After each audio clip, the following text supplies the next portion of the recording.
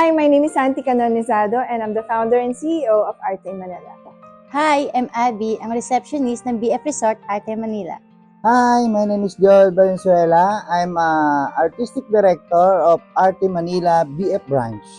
Hi, I'm Abby, Nail Tech of BF Branch Arte Manila.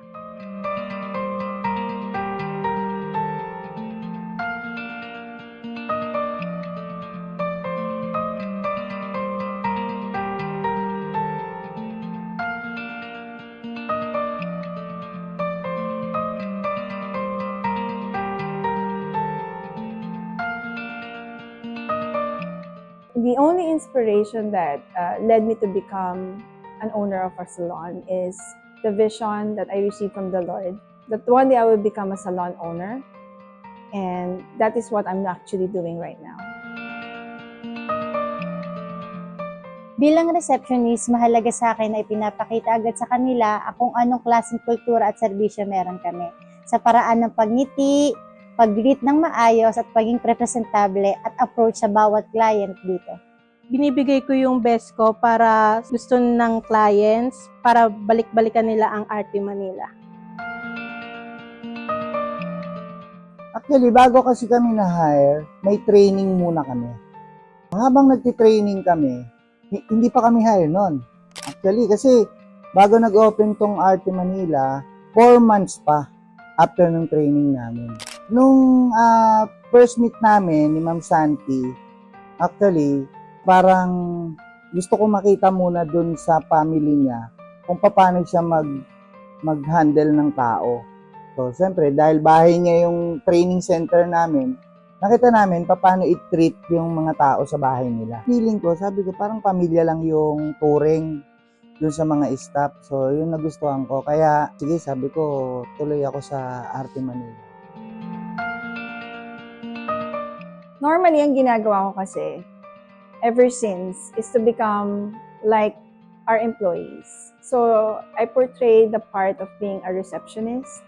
I portray, hindi man ako stylist, pero I have to learn the styles of our stylists and yung ways nila so that I know, pag nakipag-usap ako sa kliyente, I know how to explain those parts. Although ako naman yung gumawa ng menu ng salon, pero iba pa rin pagka in-action na talaga sa salon yung mga ginagawa ng mga staff. By knowing how they do their services, I try to coach them to become better person, better service providers. Ako, since I've been into sales my whole life, I think 20 years na ako nasa sales. We cannot control other people. Ang kaya lang nating magawa is to control ourselves. Siguro yung nakikita ko yung mga client na nasasatisfy sa gawa ko, sa gawa namin. Ang pinaka-rewarding parts ng trabaho ko ay yung nakakasalamuha at nakakausap ko ang mga client na pumapasok sa loob ng Arte Manila. My biggest milestone in the last 2 years is to be able to expand and open another branch, which means helping more people and to be able to serve and share the services that we have at Arte Manila apart from the BF Resort branch. Pinakamagandang nangyari sa akin is yung nakasali ako sa team building ng Arte Manila. It was my first time team building na sobrang saya na napasama ako sa team na yon at sa group na yon. Doon ko sila nakilala. Doon ko rin na madami din akong natutunan at na-realize sa sarili namin. Kaya nag-i-stay kami dito sa Arte Manila because yung client namin na followers is hinahanap din talaga kami. Nagre-request yung mga client dito na for Joel. So, yon, naisip ko na dahil nandito talaga yung client ko, balik ako uli dito sa second branch. So then, yung touring sa amin ng boss namin, siguro kaya nag-i-stay kami ng matagal dito sa Arte kasi hindi kami tinuturing na iba. Parang family lang yung touring sa amin. Oh, the most rewarding part of being an owner of Arte Manila is to be able to see and help our staff to have a changed lives, and to be able to see our clients leave the salon happy and satisfied with our quality service. Okay, isa siguro sa proud ako sa sarili ko na nagawa ko dito sa Arte Manila is yung mga junior na nakikreate ko is gumagaling sila. Like yung anak ko, si Audrey, 14 years old siya nung tinuruan ko eh. So ngayon, nag-haircut na rin siya. Magaling na rin. Isa yun sa proud ako sa sarili ko na naiambag ko sa Arte Manila. Seeing myself right now as a different person, I'm really not the same person as I was when I started opening the first branch. Marami akong natutunan. Marami akong gustong matutunan pa rin. And yung journey ko on day 1 to this day, on our second year, parang sobrang layo ko na. Parang kaya ko na nga mag-mentor eh. Kaya ko na maging consultant eh, I think. Pero let's see. Yun lang.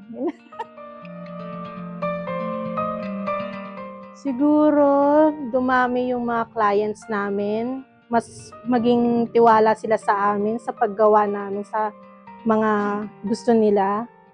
Excited ako na mapasama ulit sa mga susunod at darating na branch ng Arte Manila. Na excited din ako na kung ano ako ngayon, na andito ako ngayon.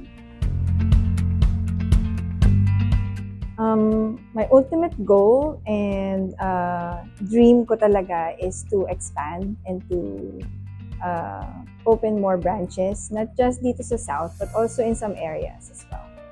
Thank you very much po sa Arte Manila. Nag-stay tayo dito ng 2 years. Gusto ko magpasalamat sa BF Resort branch sa Arte Manila, sa owner, kasi ang laking tulong. Ang dami kong natutunan sa branch na to.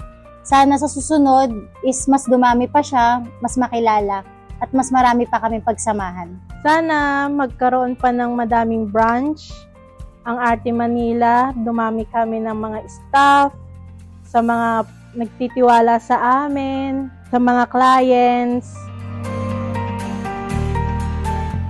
Okay, so mga staff muna, grabe guys, 2 years na tayong nagugupitan, 2 years na tayong nagkukulayan, at 2 years na tayong nagbabanding. Hindi mangyayari ang lahat ng ito kung hindi sa dedication ninyo, sa talent ninyo, and most especially sa love nyo sa Arte Manila. Kayo ang puso ng Arte Manila. Thank you so much, team. I love you so much. Heart.